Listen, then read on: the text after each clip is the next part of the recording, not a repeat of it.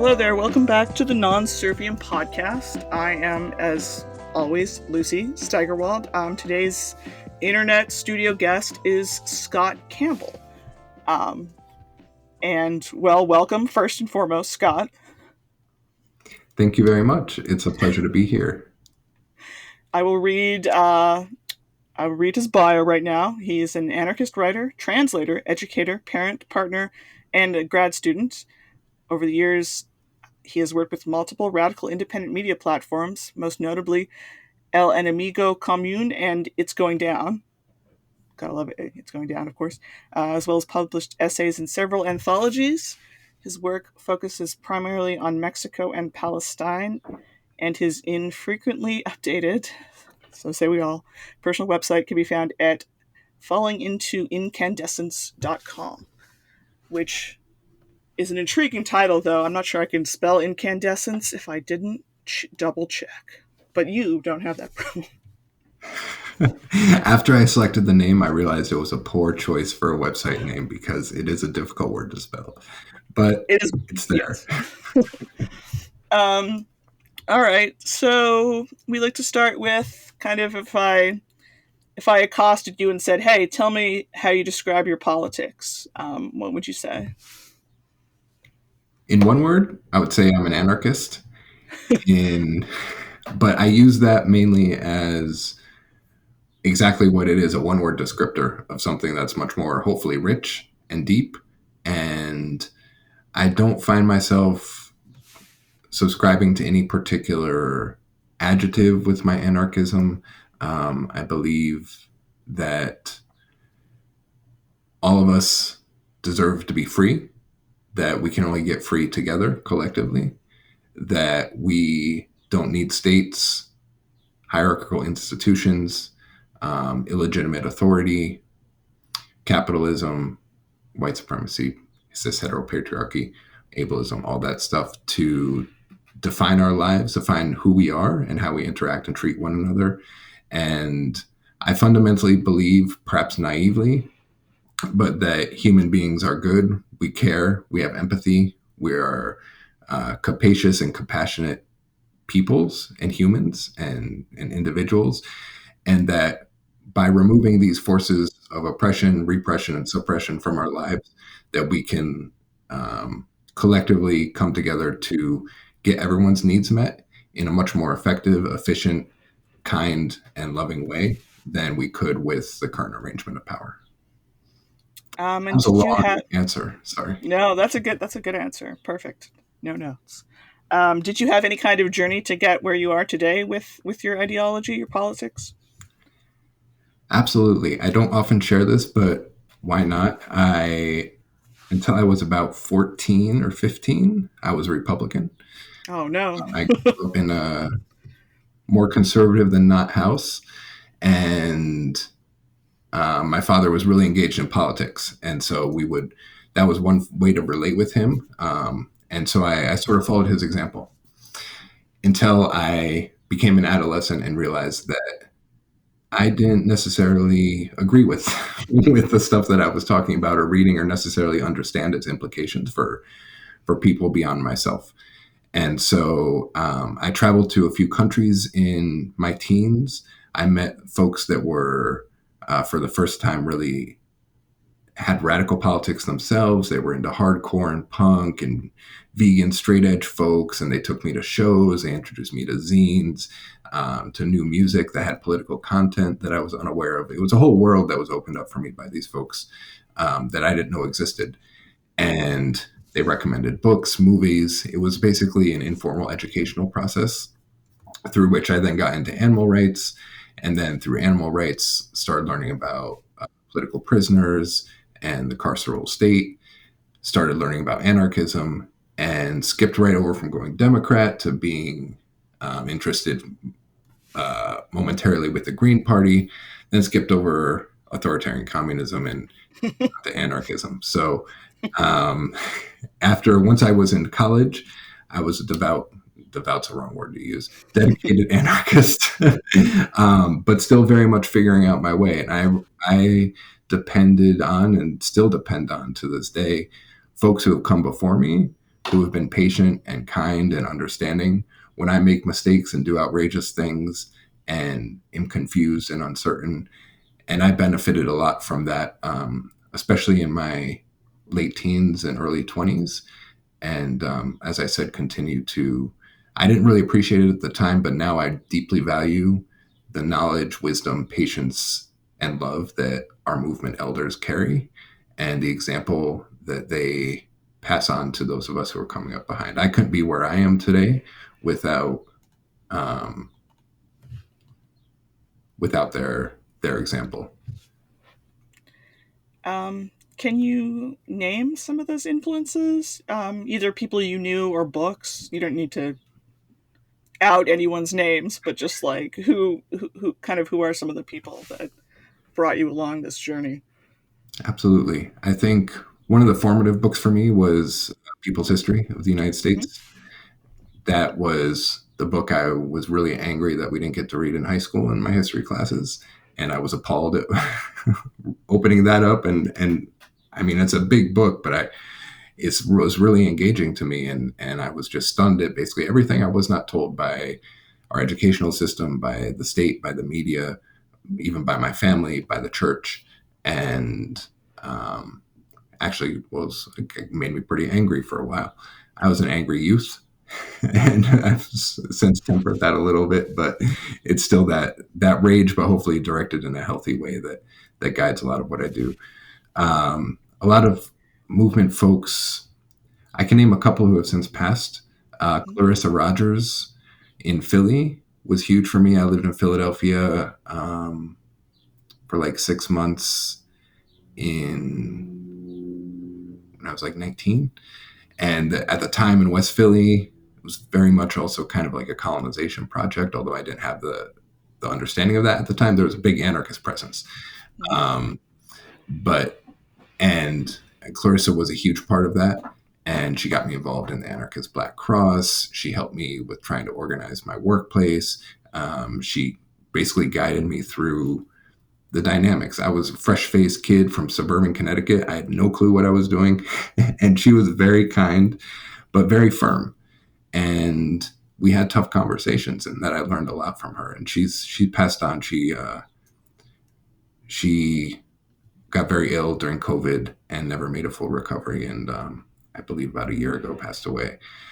Another comrade, a dear friend, I just posted something on my blog yesterday about her. She passed away on August 1st. Carolina Saldana, who lived in Mexico. And I worked with her since 2008 on El Enemigo Común that you mentioned, and various different like independent media projects, political prisoner support projects, just hanging out in person. And she was again, I remember the first time I met her, I read about this, I was like, who is this old lady? And I thought all radicals were young. And it really challenged my internal perception of what a radical was and what a radical could be. And like I mentioned, I mean, her very presence challenged a lot of my assumptions. And she taught me just being who she was. And she had a lot of knowledge about Mexico, which is a place I'm very passionate about and have a lot of connections to. And again, she had the patience, but also the firmness to guide me, to correct me, to point out where I made mistakes, to help me through the process of making amends and addressing the harms that I caused, to teach me through not only those conversations, but her example of what it means to be a committed radical in this world. Um, I guess I wanted to ask you for a little more on your traveling, and more specifically how seeing other places. You mentioned we can talk about Mexico more, but just how to just going anywhere beyond Connecticut, like help inform your radicalism. That's a great question. I moved around a lot throughout the course of my life, um, both by choice and circumstances. I often did a lot of time running away from situations that I was trying to escape, but often always brought myself with me and realized I didn't really escape anything because I had a lot of work to do on myself. And so I've lived all over the United States, mainly on the coasts, which has put me in touch with various projects, various groups, formations, and it's helped me sort of refine what I like and what I don't care for, what I need and what doesn't nourish me. And I also had the opportunity as throughout my youth with my parents. I grew up in a very well-to-do, comfortable household. They like to travel, and we traveled to various places, Europe, the Caribbean, Mexico, Canada. And so I got to see in very maybe sanitized versions of other parts of the world, but still, those realities leak through, right? Even the most Hmm. refined um, presentation. And so I remember going to places like Martinique and Jamaica and seeing circumstances that folks lived in that I had no idea about. And it made me question a lot of things around race, around imperialism and colonialism, around capitalism. And I think I started traveling to Mexico. I know we'll maybe touch more on this later, for the first time on my own in 1999. And I've been traveling there since and have lived there for probably 7 or 8 years total at this point. And aside from that, my other big as, um, experience was I lived in the West Bank in Ramallah for 14 months in 2012 and 2013 due to a work situation that I ended up staying on for longer, working with Palestinian youth activists primarily. And I think seeing, especially how my movement sort of interests lay in Mexico and Palestine, primarily because of those on the ground experiences and those relationships that I developed, and the examples that, again, it was a huge learning experience, like very formative for me in terms of how other people took me in, exposed me to new ways of thinking, organizing, being in the world that were completely unfamiliar to me, but did so in a very patient and loving way. Um, that also expanded my vision of what resistance looks like, and also how to critique structures of power beyond what I was accustomed to and what I'd grown up learning in, say, the academy or amongst radicals in the United States. Can you talk a little bit about like what is about Mexico and radicalism and kind of what your average roaming anarchist or normie could learn from kind of the things you saw in Mexico? I think what drew me to Mexico, my initial experience was frankly culture shock. Uh, Mm-hmm. Again, I was 17 years old. I grew up in lily white suburban Connecticut. And when I went to Mexico, I realized that this is embarrassing to share, but it's true. And hopefully, maybe others can relate that I had these preconceptions and stereotypes of Mexico and Mexican people that I was unaware I was carrying at the time. Sure. When I arrived there, I was surprised. And I was like, hold up, this doesn't fit with this picture in my head that had been ingrained with. Um, you know, Not outright. No one ever said to me, like, told me, like, Mexican people are such and such. But through exposure, through, right, the ideological apparatus of the state and education and society, I had arrived at preconceptions that I was unaware that I was carrying. And Mexico just blew those out of the water and really Mm-hmm. helped me begin a more intensive process of questioning my own internal racism and white supremacy. So I'm really grateful for that experience. Mm-hmm. And then I started learning about Mexico, Mexican history. I was drawn to the Zapatistas maybe a few years after they started, after not when they started, after the uprising in 1994. And I just thought, Subcomandante Marcos is his name at the time. His writing was eloquent, it was on point, it offered an analysis that I wasn't familiar with. And I was immediately drawn to these I mean, at the one time it was the aesthetic, like the sort of like guerrilla aesthetic with the mask and the guns. And I'm like, I was like a 20-year-old. I was like, I'm going to rise up in arms. It'll be great. Obviously, that didn't happen. And my views have changed drastically. Mm-hmm. But, but then it was the power behind the words, and it was the success of the movement. And it was this, again, this critique of capitalism, but also more broadly, I would say modernity, that really Mm-hmm. resonated with me. It was saying this life that has been imposed on us is not one we want to lead. And it goes beyond just, exchanging our labor on a market, right? It goes to life ways, to how we think, how we communicate, how we interact and treat one another.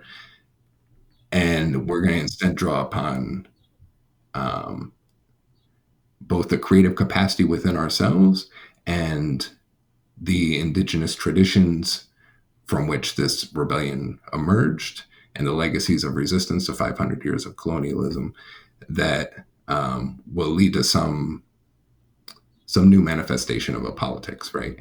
And I talked to friends in Mexico City and in Saltillo in the north near Monterrey, who were also really down with the Zapatistas. And it was like kind of my way into broader conversations about politics. And I became very fascinated about Mexico, learned about Mexican history.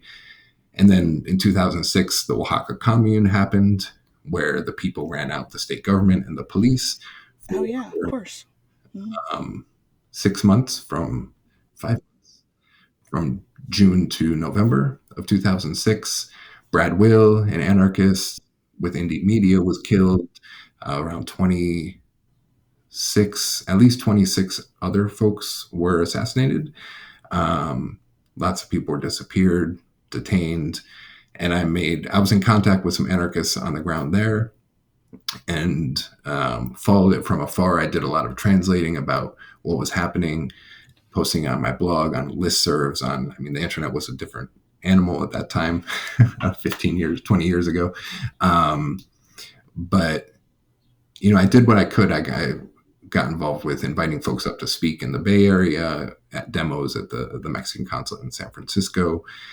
And that led me to go to Oaxaca for the first time in 2008, where I built connections with both a radical expat community and radical sort of, they didn't call themselves anarchists, they were more magonistas, and indigenous magonistas who, kind of like a crew of youth who emerged out of the 2006 rebellion to create their own organization called Vocal, which is Oaxaca Voices Creating or Building Freedom.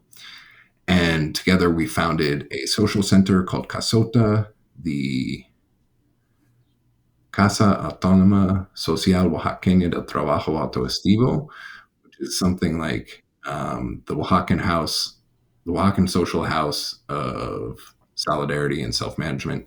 I'm messing up my translation. I apologize. But that ran from 2000 to 2011. It was a really tremendous, rewarding, challenging experience. And again, kind of brought me out of the sort of academic or theoretical discussions around resistance, autonomy, organization, what indigenous practice and organization looks like, especially in an urban setting, and showed me through living and cooperating and organizing with these comrades that we had a whole nother way of doing politics. And that's influenced the direction of my academic work. Even right now, just before getting on this call, I'm writing a piece about the autonomous Purépecha municipality of Cherán in Michoacán that rose up in 2011 and is celebrating 14 years of autonomy. They just faced a armed attack last month. And I've been in touch with comrades there. I conducted a lengthy interview, and we're hopefully going to get it published somewhere, maybe next year. But it's been like just an expand. When you go somewhere, you meet people, people put you in touch with people, and these connections build and grow, and the struggles expand, and knowledge is gained, and hopefully some knowledge is shared, and like you build reciprocal relationships that are hopefully not extractive and hopefully not colonial, but run against the grain of what's expected between like sort of a relationship between people in the so-called United States and so-called Mexico. I mean, you just gave a bunch of examples as to why the lazy version of anarchism as the middle class white Americans sort of bored activity, like that's it's a lot more than that. But like, I don't know if you have thoughts about trying to make anarchism less white, perhaps just in the United States and stuff like that, where I don't know, maybe this is a Western Pennsylvania problem, in part for me. But I don't know. I feel like maybe you have been there more than many, in terms of organizing and seeing much more of the indigenous stuff, which it's easy to not think about when that's not well, I guess the indigenous people of Pennsylvania were mostly exterminated, so we don't have as many of those anymore. I think that's a great question, and it's a fraught one. It's one that I remember I wrote my, not to go back to the academy, but when I finished my bachelor's degree, I wrote my thesis on racism and sexism in the anarchist movement, and that was in Okay. 2005 or 2006. And I remember all these discussions. That was right when, like, I think the Catalyst Project was first forming, and Chris Krass was big, and there was this whole pushback about like white people organizing against whiteness, Mm-hmm. And a lot of people speaking up against patriarchy in the movement, and like this assumption of gender roles and Mm-hmm. the critique of gender in general. And so I think it's something that it's been a decades-long conversation, at least as far as I've been. I know it's longer than that. I mean, we go back to the 70s and 60s and the tyranny of structuralistness and stuff like that. But I think my answer, not to sound like glib, but my answer would almost be, I would love to see anarchism be less anarchistic with a capital A. I think I'm probably going to get in trouble for saying that, but I think there is a tendency. It's both a protective one and a one of demarcating difference that says like anarchism is this thing, this series of values and Mm-hmm. acts of performance, and anything that doesn't fit within that is therefore not anarchistic or not anarchist, and is not worthy of necessarily a time or attention. And I Right. think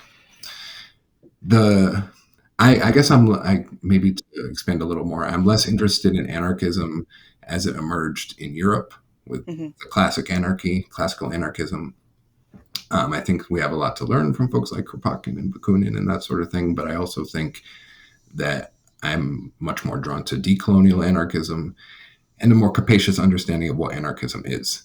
And also, I find a lot of indigenous organizing, and this is not new whatsoever, Mm-hmm. to resonate deeply with anarchist beliefs and practice. Yeah. I very much hesitate against attaching an anarchist label to something that doesn't self-identify as such. I find a lot of what I saw in Palestine and Mexico to be anarchistic. And I think that, going to James C. Scott's or Kevin Van Meter's idea of like everyday resistance, Mm-hmm. I think we all engage in anarchist practices every single day when we transgress societal norms, laws, rules, expectations. So I grew up very much within the milieu of like the white anarchist scene, and where you dressed a certain way, you thought a certain way, you talked a certain way, you listened to certain music. You didn't, I mean, how many times you showered was like up for debate, like all this sort of stuff, right? And to me, that all seems that's one form of identification, but it's not really constructive to building a movement. And Probably not. I would say that like we need to find affinities where they are, even with people that don't necessarily agree with us or think the same way, as long as they're Mm-hmm. like dedicated militant authoritarian communists. Time for that. But with folks who may not be where we are on our journeys, we can help them both develop and they can help us grow and change at the same time. Yeah, I was actually going to ask you, as someone who spends too much time thinking about this and comes out of movements that spend too much time thinking about it, but who, one true Scotsman who counts as this and who doesn't count. Okay, I guess more like who, like, what is sort of beyond the pale in terms of organizing for you, more in depth. Like, I know an old libertarian fella who, like American libertarian for all that entails, who spent the 70s allying with like SNCC and whatever that other student group was, like with what is seen as the left. And I feel like that's even there's even less of that. Even though like a protest is going to have a cornucopia of people, like kind of like what is your own personal sort of way to, who's a comrade and who isn't, and who's maybe a comrade for the day but not forever, if that makes sense.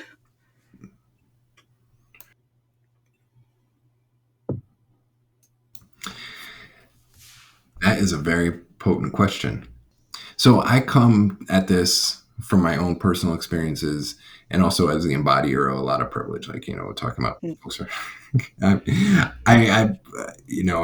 the lottery of, the messed up way the society is structured, I came out pretty good. Me too. Mm-hmm. So I can take risks and like, perhaps be more open than to others who can't, who need to keep themselves safe. So that's the context in which I say all this. To me, I try to view everyone as a potential comrade, but I also carry within me boundaries, right? Like if someone does me harm, that's a boundary that's been crossed. If someone says or performs or even wears hateful or problematic stuff, like that's another boundary. But I think that especially when we find ourselves in the streets, like what went down in the Los Angeles area in July, Mm-hmm. I mean, that's where we find our people, right? If folks are coming out against the fascist kidnapping of people without arbitrary papers about imaginary lines and nation states, like those are potential comrades. And I think, Yeah, no doubt. in this an incredible amount of organizing that has emerged out of that being practiced along anarchistic lines based on consensus, based on decentralization, Mm-hmm. based on self-initiative and self-organization and self-management and self-defense, that I think is really inspiring. And it goes on to this day. I'm in various signal loops about all sorts of stuff that are still continuing as a repercussion of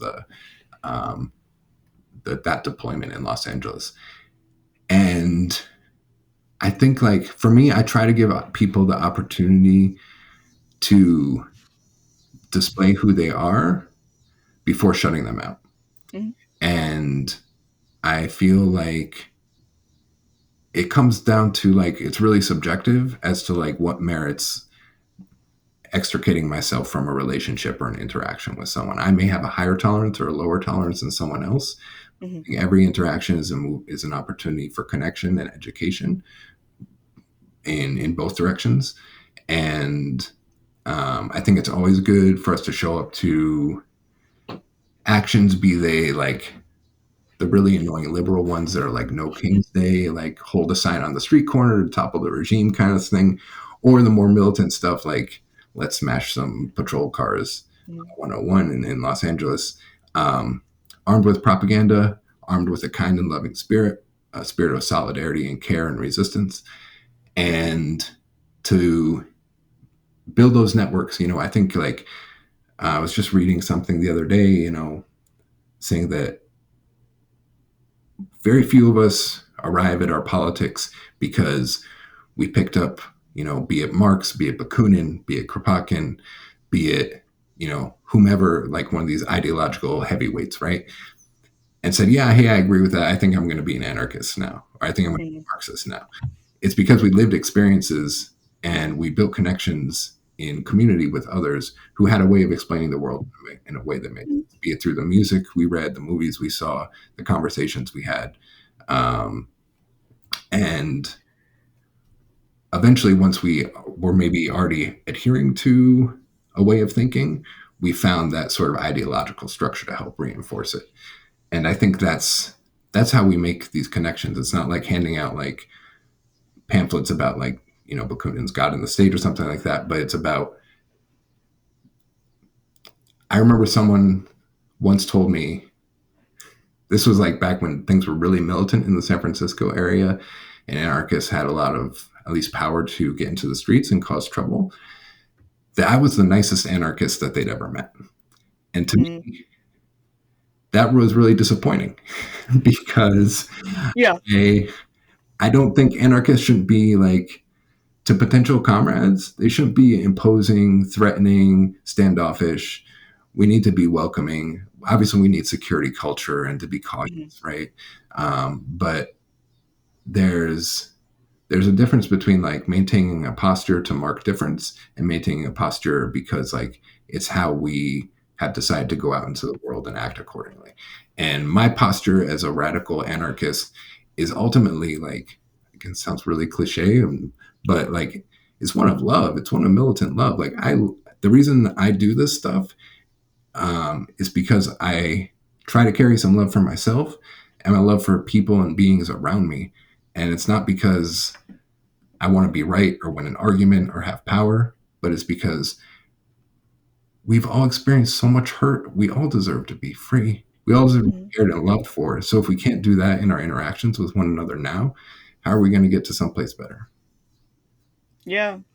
I feel like I've found that there's an anarchist type. There's like sort of a barrier feeling in local groups, but I never quite know if that's really there, if that's just sort of my social awkwardness. But I'm suddenly remembering back when I was, let's say, just an American libertarian during the Bush administration years, and there was a now defunct anarchist group here in Pittsburgh, and I spent so much time waffling about whether I could, ally with them reasonably, and if they're, well, what if they think this, and they told me like, look, you're not signing your name in blood for the revolution. Like, you want to picket the recruitment center because of all the George W. Bush war and terror stuff. Like we want to do that. Like, it's not, like, don't worry about it so much.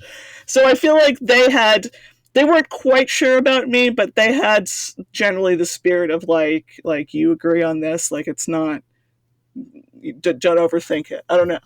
So thinking of them now, I'm thinking of them fondly, even though I was never really fully in with them. I think that's a great point. I feel the same way. I remember there was just the Inland Empire Anarchist Book Fair in San Bernardino, and I was really anxious about going because I was like, oh man, it's going to be a bunch of anarchists, and, and I was Damn it. intimidated. Right, I get really intimidated by our own people. Yeah, definitely. Out there, I found it was amazing. It was such a rejuvenating experience. It was an incredible event. I got to talk about Palestine with lots of folks. We handed out tons of zines, raised a bunch of money for comrades in Mexico, and it was great. It was fantastic, and um, hats off to the organizers who created the vibe and the potential for the space. And hats off to everyone who participated because like that's what we need is a space where the curious, like the discontent. We were talking earlier about the Abolish ICE T-shirt I was wearing, Hmm. um, and compliments I've been receiving throughout the course of the day on it. And those again, like the person that like complimented me in the gas station is a potential comrade. I don't know who they are. I mean, they just said nice T-shirt, and I said thanks, and that was the end of that. Right? I'm not going to say, hey, let's get on Signal and chat, right? But um, I I think like it's creating an opening space, realizing that there's already that sense of alienation and not belonging, even with people who identify as anarchists. So imagine if you don't identify as anarchists, you have these the weight of history trying to define what anarchism is against us. How do we make spaces as welcoming, as accommodating, and as accepting as possible, again, sticking to our boundaries and our security culture. So I think that's a hard walk. Like I was thinking today about, it's crazy. All these fascists can like put their faces out there and go on TV and like print up their plans. And we have to kind of hide in the corners because they're coming after us. Like, look at like what's going down in Texas with folks. I mean, the repression is real. It's always been real, but it's getting really amped up to 11 right now. And we need to both walk that line of like keeping ourselves and one another safe and defended, but also building. I don't know how to do that. Hmm. I guess talking about now, I want to pick at another thing that I think about too much at the expense of other things, perhaps. But thinking of now and thinking of, say, the No Kings protests, and obviously, technically, yes, no kings, no, absolutely no kings. But I don't know, in your encounters with sort of more average, normal, liberal Democrat folks, no kings folks, like, do you find now to be like more potential for radical thoughts, or is it more sort of like we all need to do this thing now? And sort of, I know people who hate, the Trump administration and all of that, but they get sort of bogged down with, say, Harris and Biden being absolutely appalling on Palestine, sort of stuck in this the liberal idea, like the liberal Democrat normie idea that like Trump is the worst ever, which debatable but very very bad, and sort of how do we explain like it was always bad, but now it feels more sort of there's more pressure coming down. I don't know. Like I never know how to quite untangle that, even in my own brain, with people who are partially on board, shall we say, maybe mostly. I find my thinking, I'm not a strategist and I haven't thought, I mean, I guess that'd be weird to be an anarchist strategist, wouldn't it? But I mean, it makes sense. Like some people just have a mind for that. I'm not necessarily like, I think I'm more with you in that like I like thinking about big questions and not really having answers for them and then having great conversations about them. So um, I feel like my sense is that it's encouraging that, however many millions of people got out onto the street corners that one day in what's it, July or June. Mm. Um, and I think that shows, I think people are being moved by just the severity of how power is manifesting in this moment, be it both at home with like, fascism in power, um, explicitly in power in a way that it has not been. I mean, it's always been here, right? But it's manifesting itself much more openly and much more aggressively, and much more broadly. Um, and then I think also the genocide in Palestine, it's leading people to question norms. Like a lot of people on just like, again, we've been raised with this idea that you know Israel is a good country, right? Hmm. That's what we've been taught, and that's what our politicians say. And then finally saying, well, if Israel is a good country, why are they genociding people? What's up with that? And to realize that, wait, maybe what we've been taught for decades is not so accurate. Maybe what we've been taught about American political power is not so accurate. And so I see a lot of potential there. Hmm. I think, I went to um, the local No Kings protest. It was extremely disheartening and alienating for me. But there's a longer story behind how I ended up there. But I also think, for some people, it can feel empowering as a first step. The problem lies in when the formula becomes one of rinse and repeat. And that's the extent of like indivisibles politics, right? It's like they're not going to get people even to do like a permitted mass arrest, nonviolent civil disobedience type of thing. They're not going to Yeah. push people to take steps that will um, go, break laws, whatever that might Hmm. be. And so I think like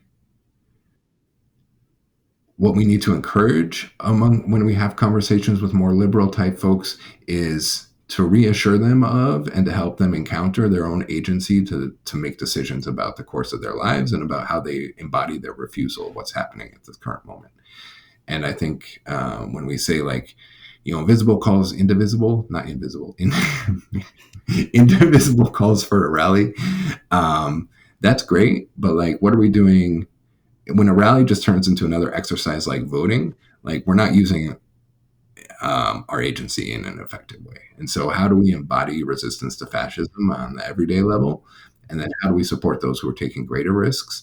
And how do we build sort of a culture of dissent that is, again, accessible to liberals, while also upholding sort of more radical and revolutionary expectations? And I think that folks in Los Angeles did well. I think folks in 2020 did well. Mm-hmm. And I think, DC now is like navigating this moment, and we'll see. I mean, it's hard to believe, it's baffling. It's only been 8 months of this regime. Mm-hmm. And we'll have lots more opportunities, unfortunately, to really figure out how to fight back together. And hopefully, like, it's this combination of helping people find their power, that power from below that resides in each of us, and knowing that they're not wrong in how they want to manifest that beyond holding a sign, and then letting them know they'll be supported if there are any consequences after that. So how do we build this as sort of like network and community and of care and defense and support and solidarity with one another? Yeah, I think I generally agree with that. I do.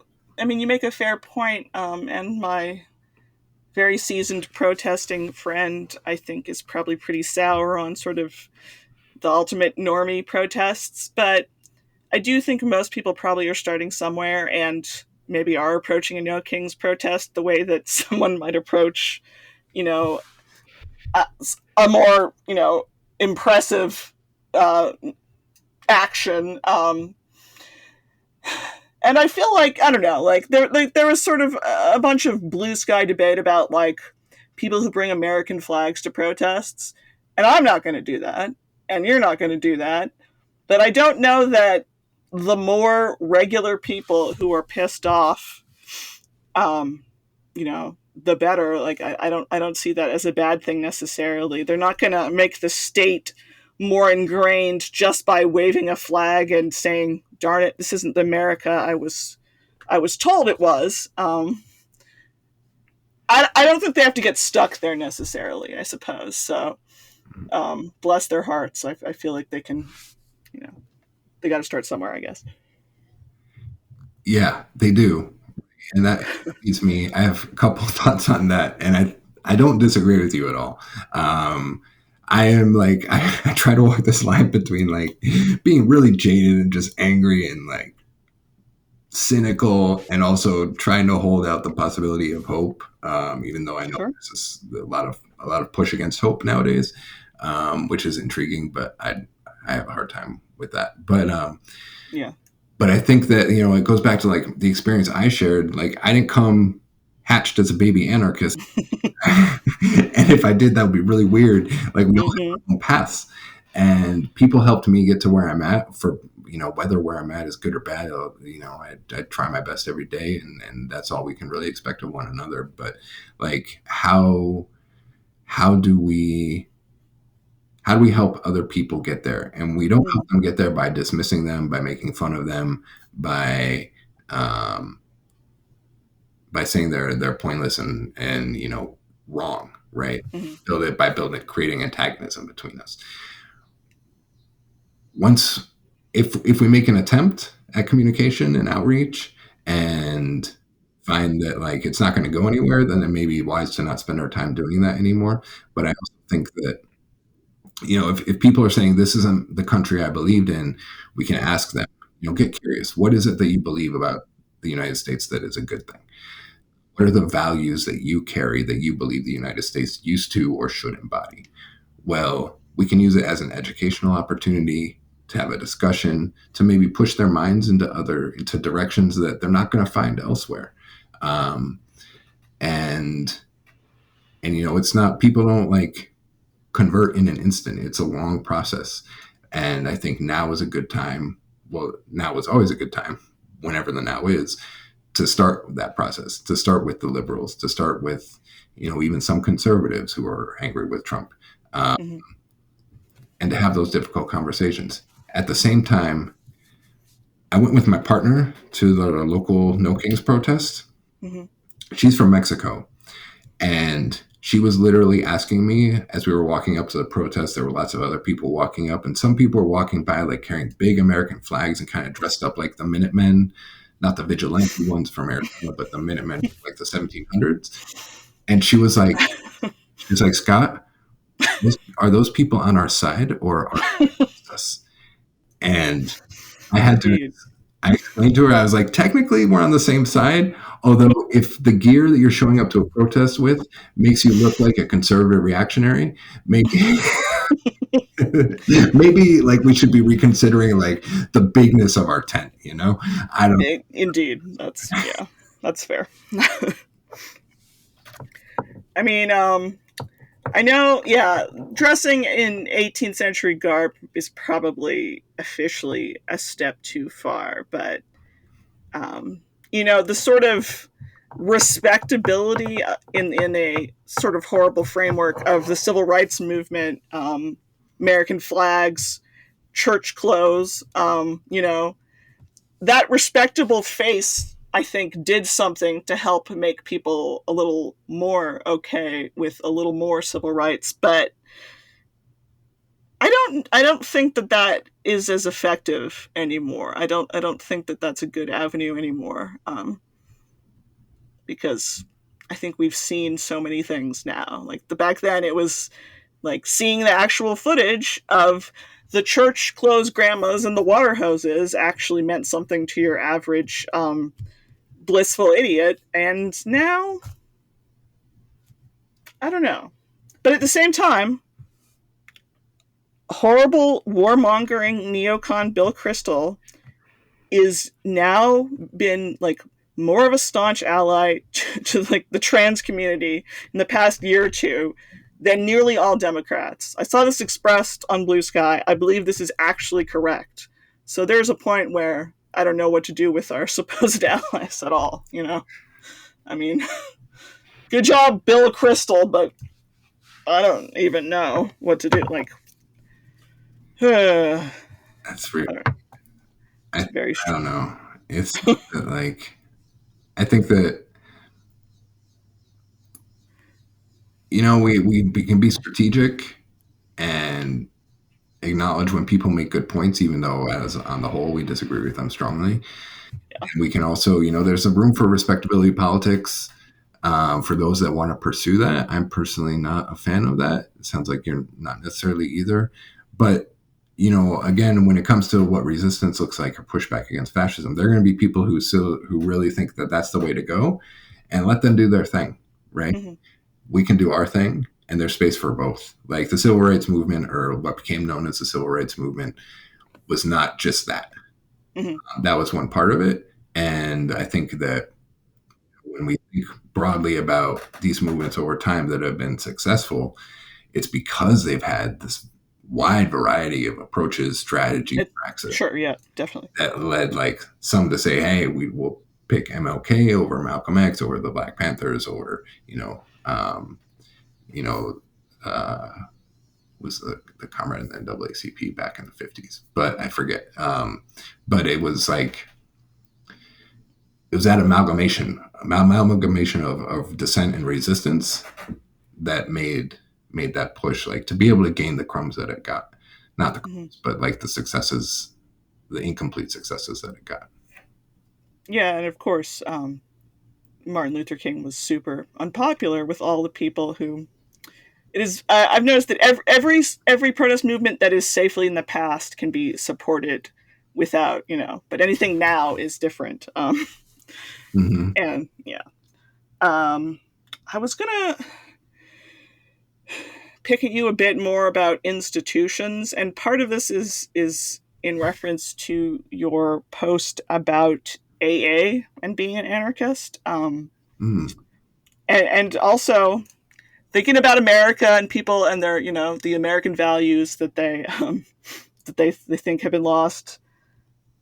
My one of my many example people that I like to think about a lot is the soldier in Vietnam, Hugh Thompson Jr. and his two fellow soldiers who helped stop the My Lai massacre through various means. And of course, for the next 30 years, he was treated like garbage.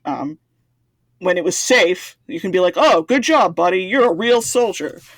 Um, the thing about Thompson Jr. was that he thought he was being a good soldier when he threatened his fellow soldiers to stop the massacre. For some reason, a moral guy who was in a place he shouldn't have been squeezed out of the institution of the military the idea that it was his job to threaten his fellow soldiers, the invaders, to stop them from massacring people. And I guess I'm wondering, I find that people can squeeze, the principles out of the worst institutions in the world sometimes. And I guess thinking about American values, I guess it's always better to say this is not the America that I thought it was. The Trump era is like giving up all of the pretense and hypocrisy, and never before have I so missed the pretense and hypocrisy because the veil is totally gone, and all the corruption, everything is so blatant now, and that could be educational, but it's to some people who didn't realize, but it's just staggeringly blatant now, I think, and that is the difference.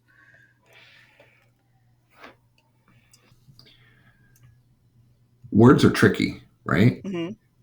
And I think that is, we can, especially when it comes to foundational words that carry a lot of weight over the years, that are embedded in documents like the Constitution and the Bill of Rights and the sort of overarching hegemonic narrative of how we frame and understand the United States or institutions. And that's where most of us start off with when we're raised in this country. And it's what we're taught. I had to say, I imagine you probably did too, like the Pledge of Allegiance every morning. And I didn't really have a problem with it for a long time because I didn't really know what was going on, but I was being indoctrinated, right? And we still have the national anthem before sporting events or major events, and it's Still do, I'm pretty sure, that one. it makes me think of um, I don't know if you've ever read Louis Althusser. Althusser. He was a French Marxist, really a wretched person, um, who actually That'll happen. book about Marx, but he came up with this idea that has been picked up by others like Noam Chomsky in Manufacturing Consent, but about the ideological structural apparatus and repressive structural apparatus of how society functions. And we are inculcated through the ideological structural apparatus of the school, the state, the church, the family, to think, believe, and act in a certain way. And then when we step out of line from what the ideological apparatus demands, we meet the repressive apparatus, right, in the form of the police, the military, the carceral institutions, and the carceral state. Mm-hmm. And that's how a society maintains its hegemony. And so I think at the end of the day, I think it's a losing argument to approach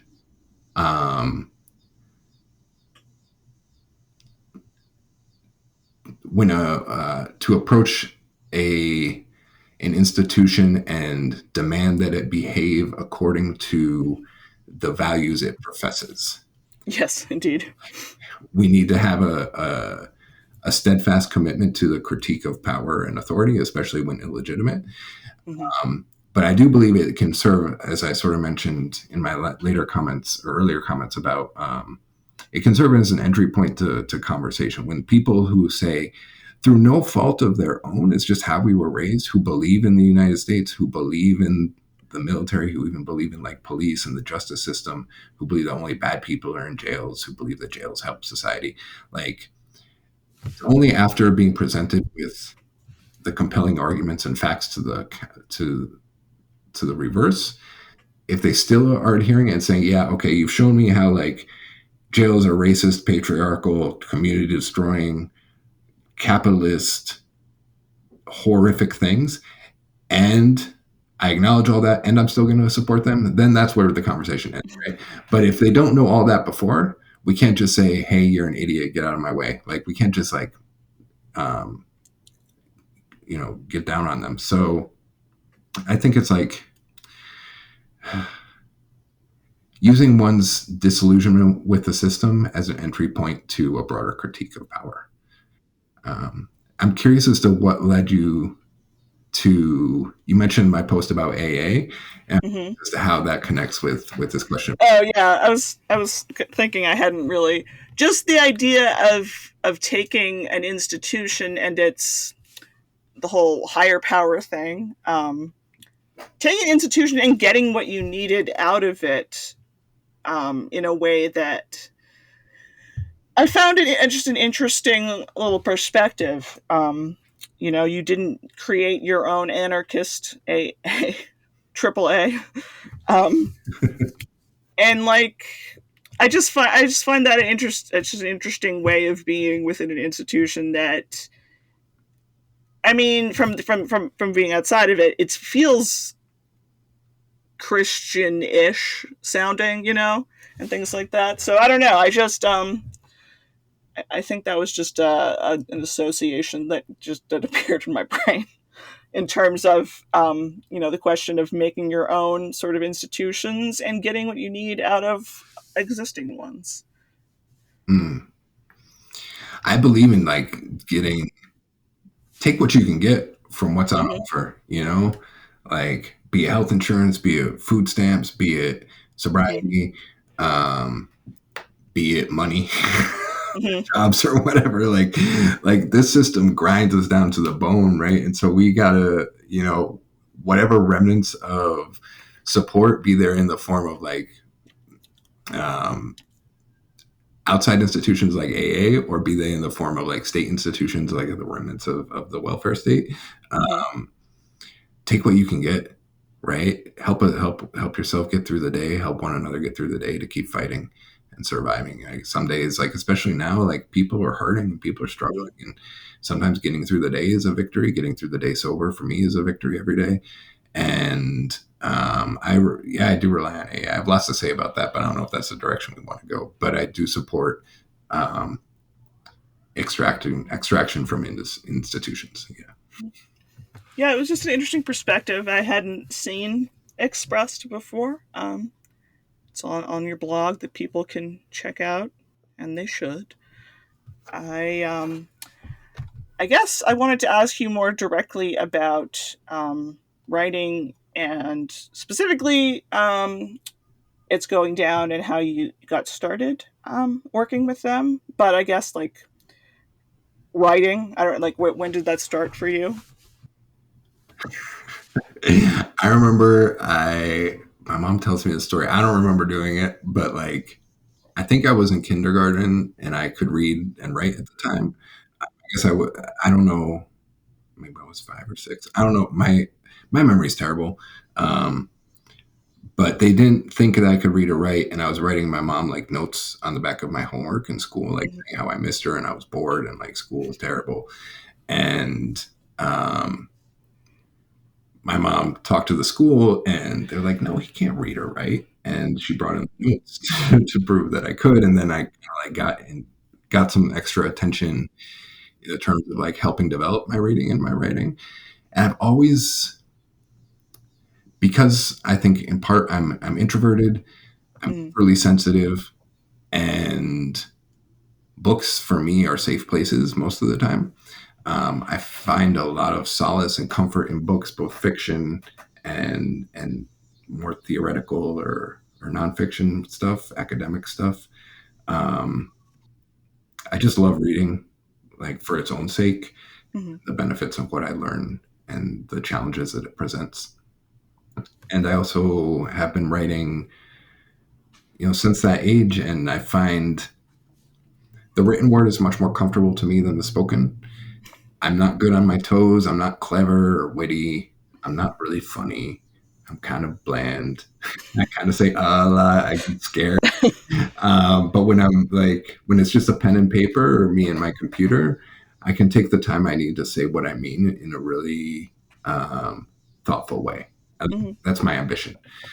And so, for better or worse, like, we all have different capacities and talents and strengths. I think writing is a strength of mine that's just been built over the decades, and it helps, like, learning other languages and translating has definitely strengthened my writing in English. Um, and it's been something that, like, has been for me a way to express myself and sort of maintain my authenticity in a world that is made for someone who isn't built like me. Mm-hmm. In terms of being an extrovert, or in terms of where we live in an extrovert's world, right? We live in a world that my personality doesn't really mesh with that, um, and so I had to find another way, and I found it through writing. Kind of want to talk specifically about the It's Going Down column you did and what you're doing for them right now. Insumisión, Yes. yes, it was a column. Well, the word itself, I came across spray painted on a wall in Oaxaca, uh, Mm-hmm. and I really, it's great. It doesn't have a really a not submitting, like the refusal to submit.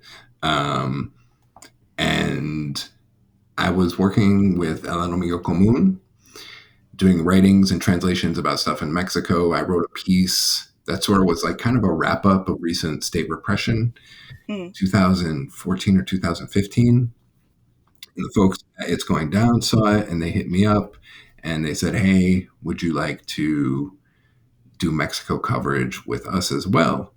And I had kind of known these folks over the years, not really well, but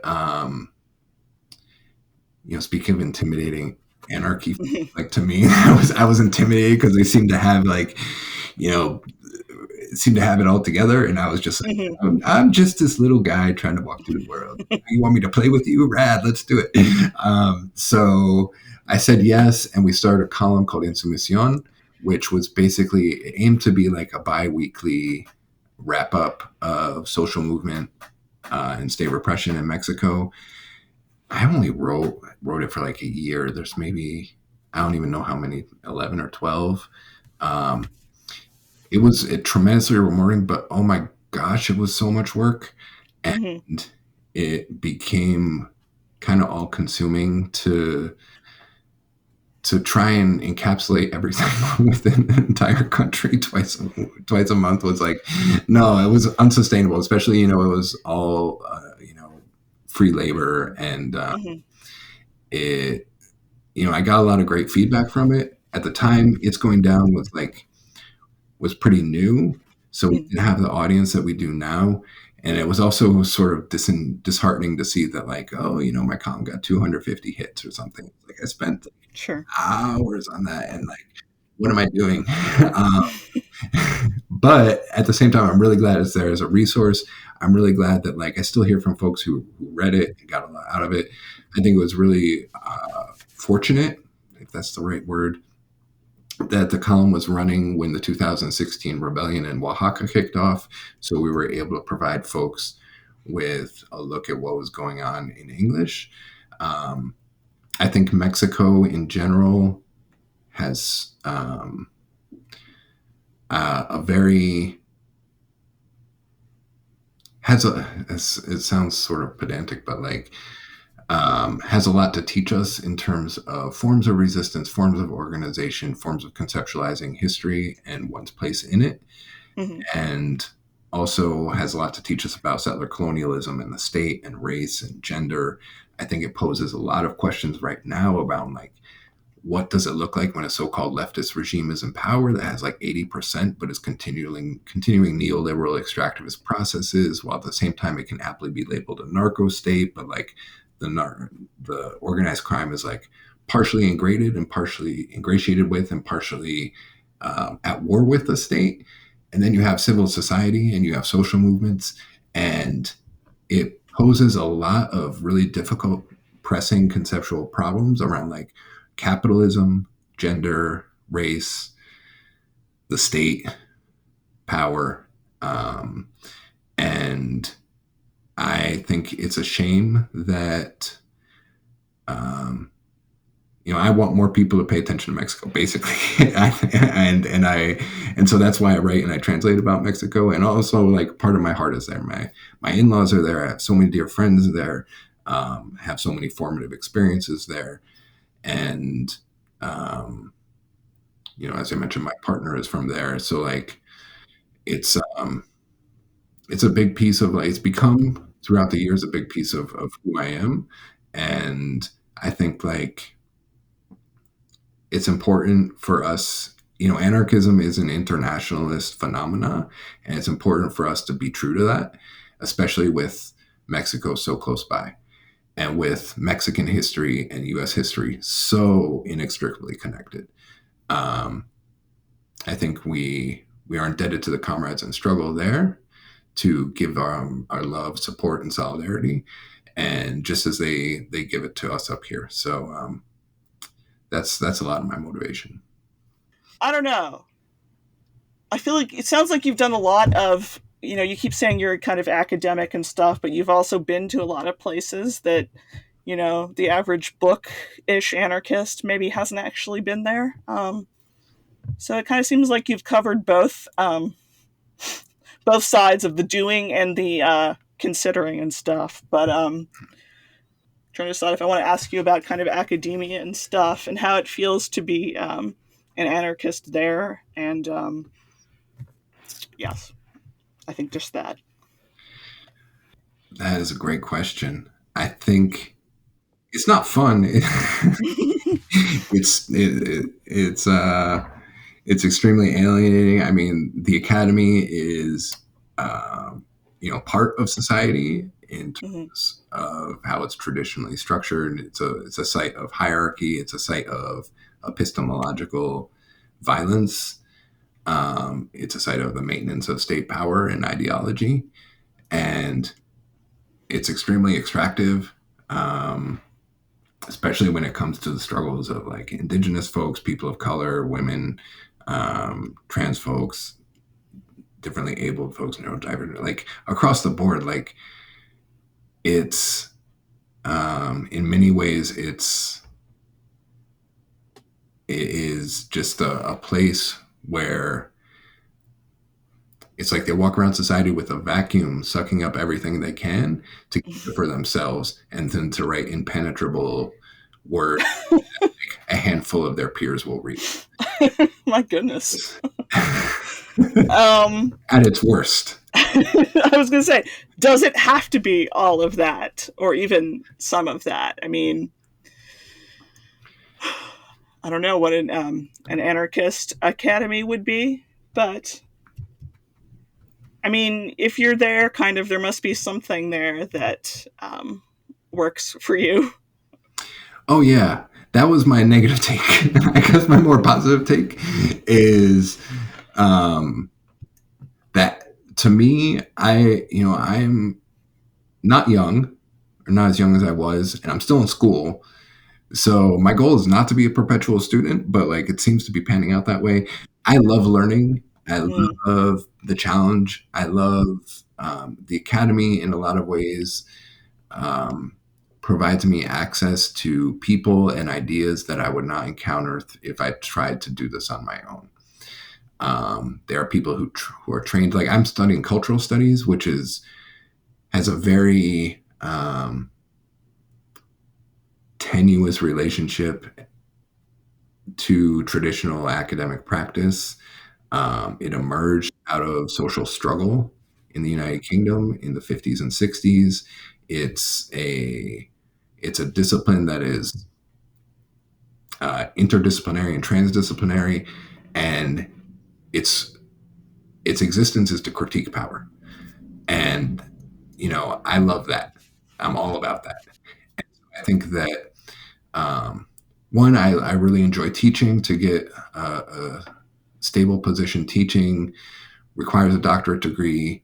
I would love to teach and be as transformative, hopefully, to folks that come through my classrooms or come across my words as others have been towards me. That's my guiding, and it's a way to make a living in this world. Mm. Um, Although, who knows if there will be like what the university system is going to look like in a few years. Mm-hmm.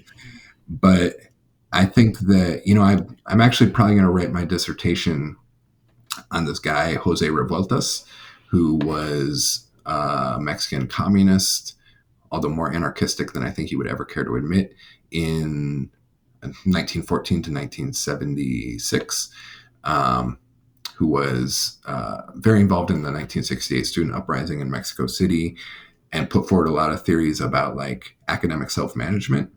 And I am very interested in diving into that and the idea of like, how can we make these elite, seemingly detached institutions more accessible to all, right? Because like the stuff that I'm getting out of here shouldn't be contingent upon how much money I can pay, what tests I can pass, how well I can write.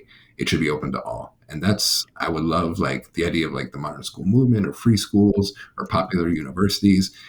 I'm deeply passionate about that. I would love to be involved in projects that translate like academic thought and speech in an accessible and welcoming and inviting manner that is not rooted in power, in grades, in funding, um, in peer reviews. And like, there's a lot that's really alienating, but I think I spend a lot of time here because it has a lot of potential.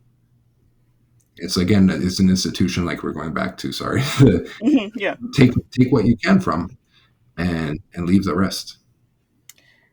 Do you find that there's any? I mean, not to like frame reality as a conservative, but like the old tale of going off to college and cutting your hair or growing your hair and getting horrible piercings and like is there like how much radicalism do you find in academia, especially like when it comes to students? Like is there something there that is a catalyst for a change, or is it, I don't know, superficial, I guess, and gone by graduation?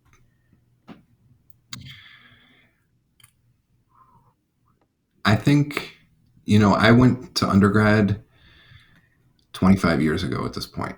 Um, and I think that's where we find the more, in our traditional understanding, like you finish high school and then you go to college and you have like the experiences that you couldn't have before, right?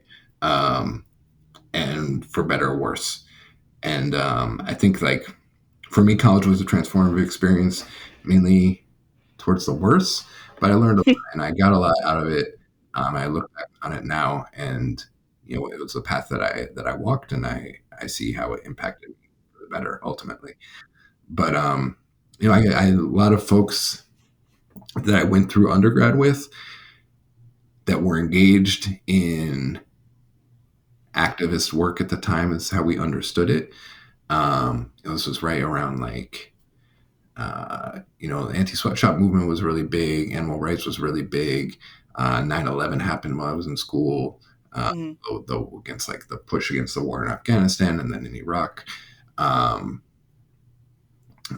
Environmentalism was big. So like a lot of people came from a lot of different strands, um, and they got a political education along with the traditional education. And I see those same people now, 20, 25 years later, and they still have like they've been building on that experience. And so I do see that like it's possible to move through college, participate, and bring that out into the broader world.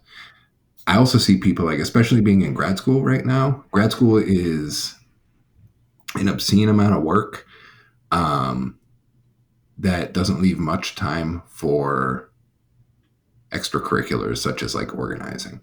Mm-hmm. I do my best to do that as well, but we are often encouraged, especially in a field like cultural studies, or like if it's applied gender studies, or um, even more traditional humanities or arts and humanities like type of work, that like it's enough just to do good work. That to think radical thoughts and to write radical words is enough of a contribution. And I would argue that no, that's not correct.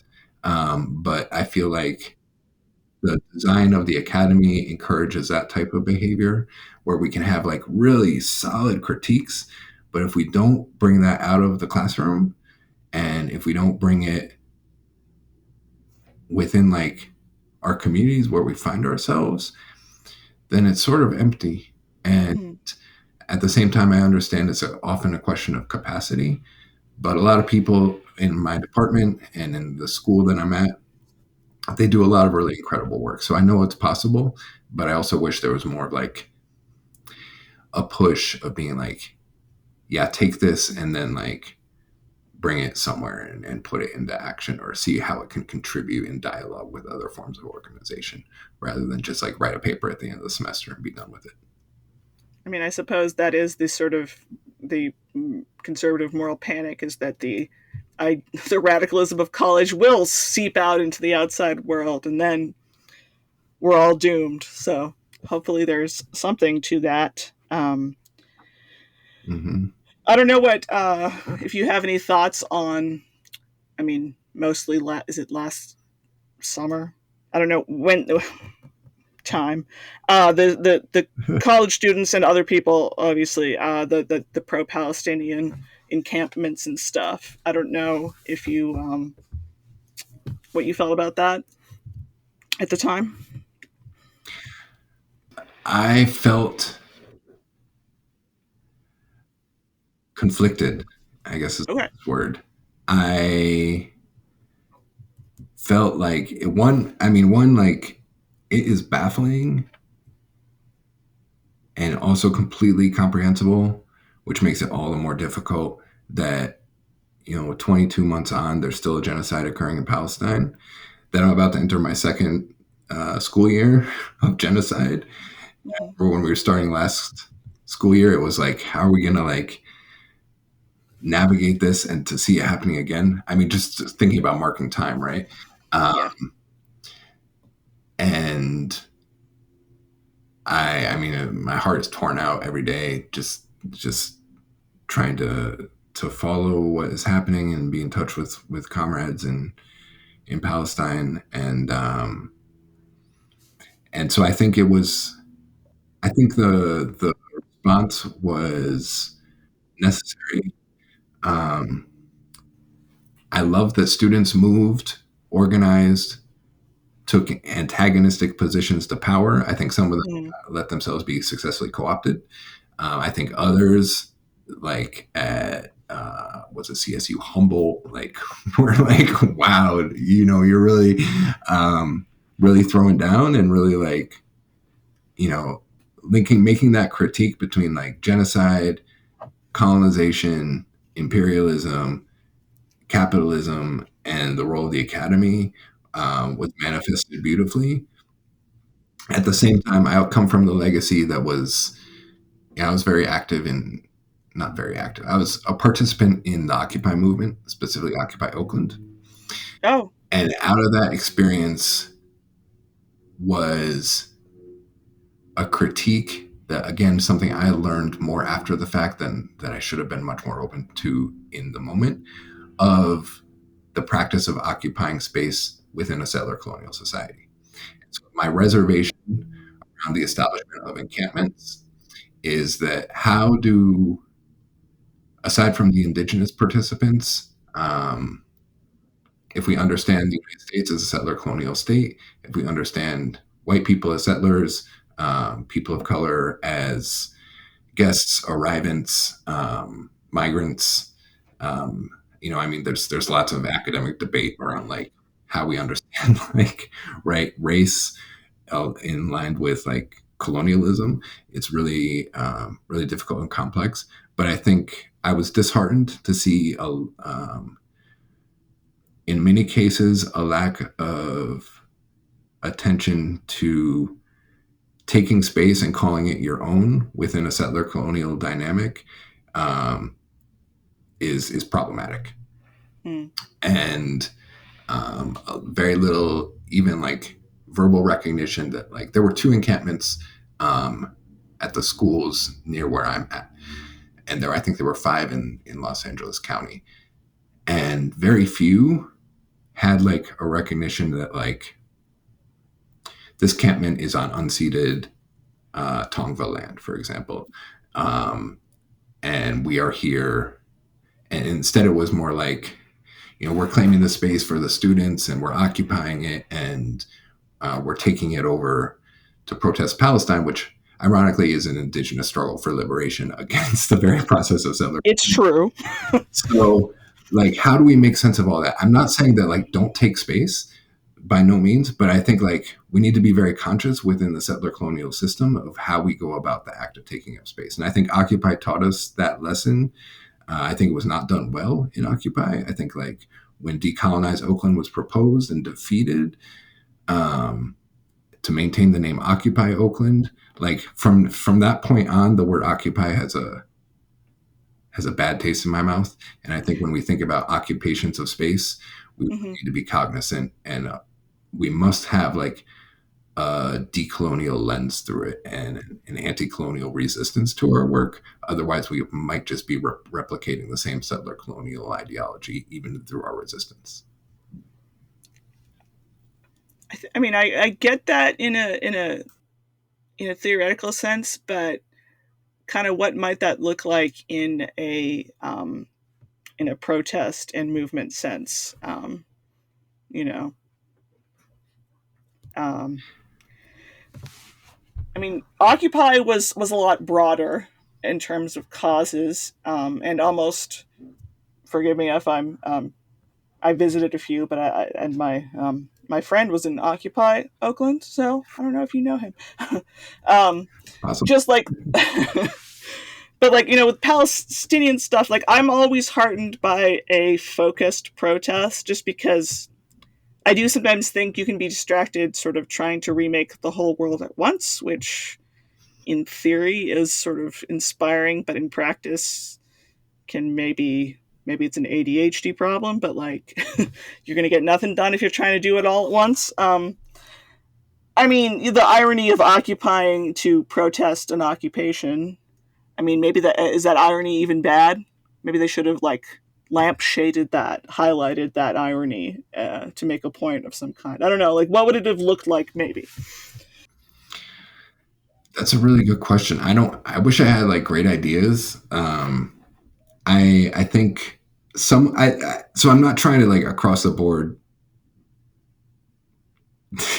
like hate on all the Occupy like all the encampments that went up, um, and I'm certainly not trying to hate on the impulse to act that Mm-hmm. folks were carrying with them and continue to carry.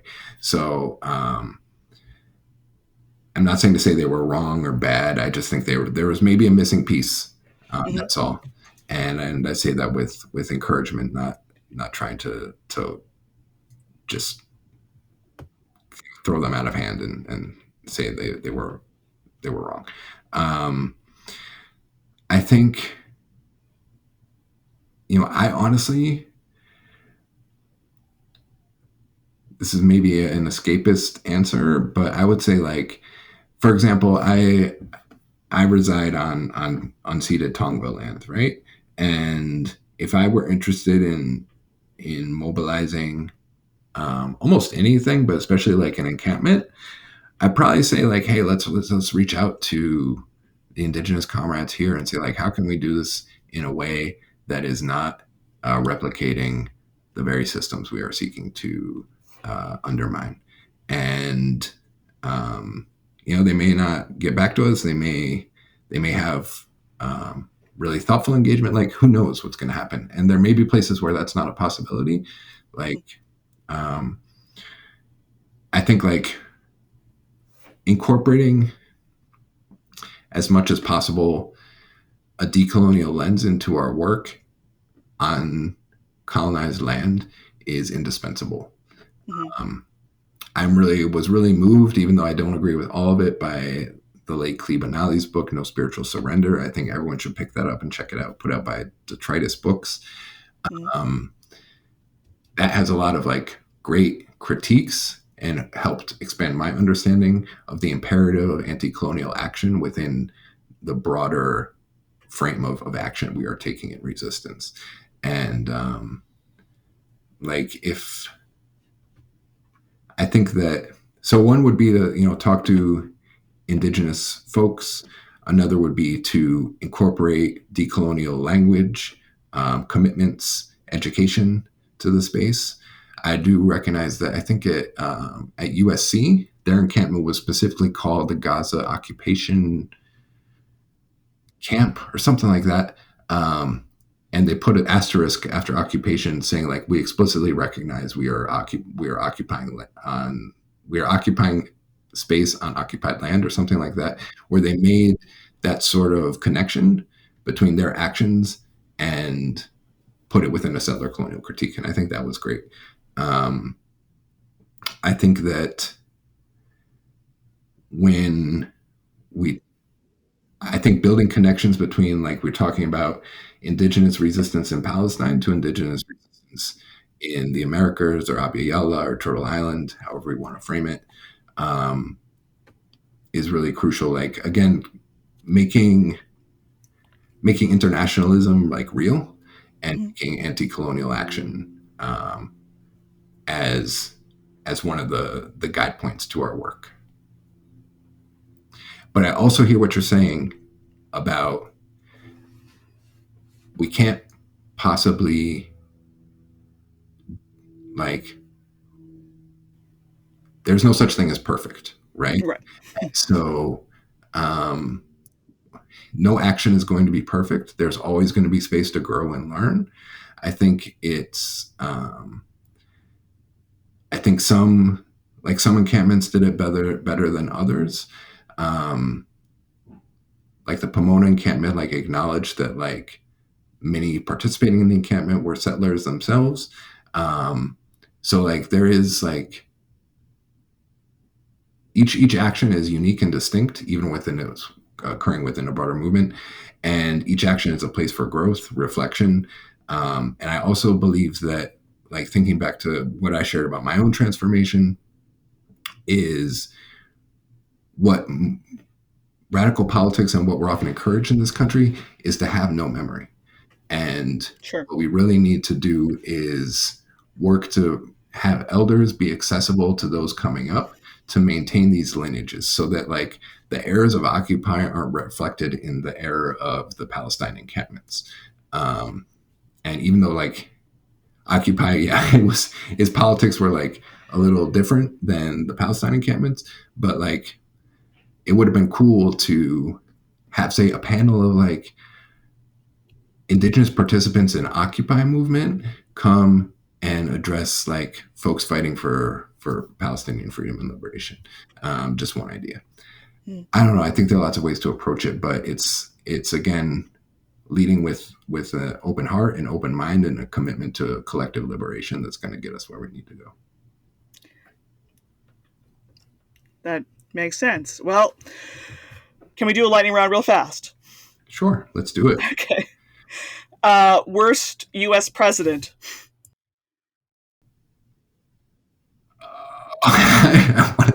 Worst U.S. president? All of them? I will accept that answer. Sold. Star Trek or Star Wars? Oh, Star Trek. All right, very good. Bonus question: which Star Trek? If you need one on your deserted island that I'm sending you to. I grew up on the Next Generation, so I'm going to have to go with that. Good. First stop in your time machine. You can come back. Like it's low stakes time travel. But where you go? Time travel. I want to go to the planet that Adrian Tchaikovsky wrote about, where the humans and the spiders and the ants all get along together. I need to finish reading that book. I accidentally got distracted. It was good though, and then I don't know what happened. Best concert you ever attended? Rage Against the Machine and Wu-Tang Clan. Cool. I feel like since you mentioned punk and we didn't talk about it, I should ask like a Minor Threat or Crass. I don't. Minor, definitely. Okay, those were the only two I could think of that seemed appropriate. Voting or not voting, which I feel like we covered a little bit, but I vote with discretion. Okay, fair enough. Optimism or pessimism? I feel like you answered and said both. Every day is a battle, but optimism. We need some optimism. Otherwise, I can't wake up. Favorite animal? Beaver. All right. It's a long story, but beavers are very, very meaningful to me. Oh, okay. Favorite nation state? Unfortunately, nation state to visit? Mexico. I suspect it's free. Is there anything you've changed your mind about in the last year to 5 years? Spirituality. Well, I mean, I guess we'll have to stay tuned for that because I'm always intrigued by how that goes with radicalism or doesn't. And how would I get a cappuccino in your political utopia?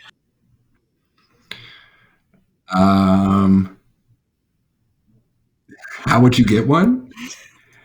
Yes. Oh man, we'd have to gather the folks from our coffee growing regions, make sure that they have their subsistence crops, and that we're making fair trades to get things to where we can be drinking coffee up here.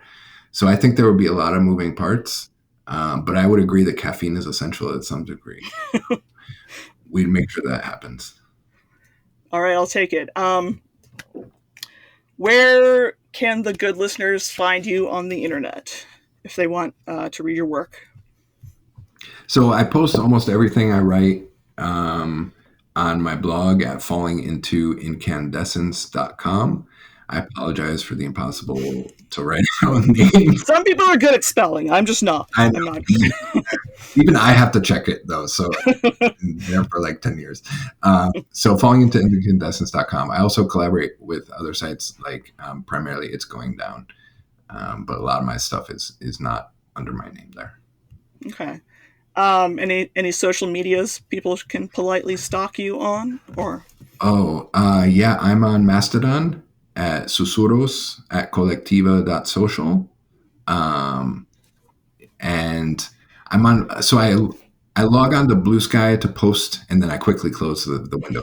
I actually participate on Blue Sky. I admire those anarchists, it sounds like you do, who can, but I just find it's too liberal for me. I can't do it.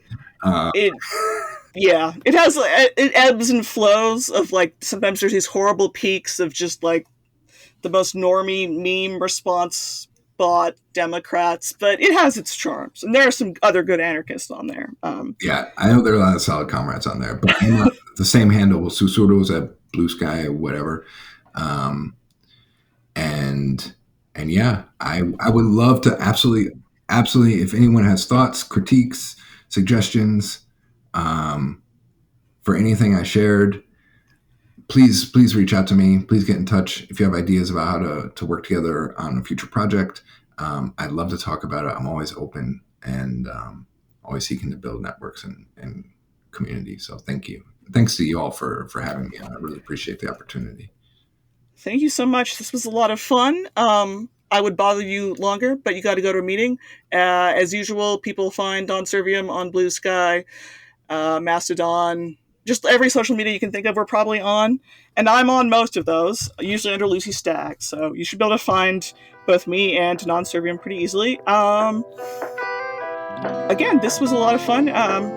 We'd love to have you on again sometime, but I will let you go to your next thing. But thank you again, and it was great to meet you. Likewise, Lucy. Thank you so much. Take good care. Let's chat again soon. Sure. Bye. You're listening to the Non-Serviam podcast. If you enjoyed this episode, why not subscribe over on our YouTube channel or on your favorite podcast platform.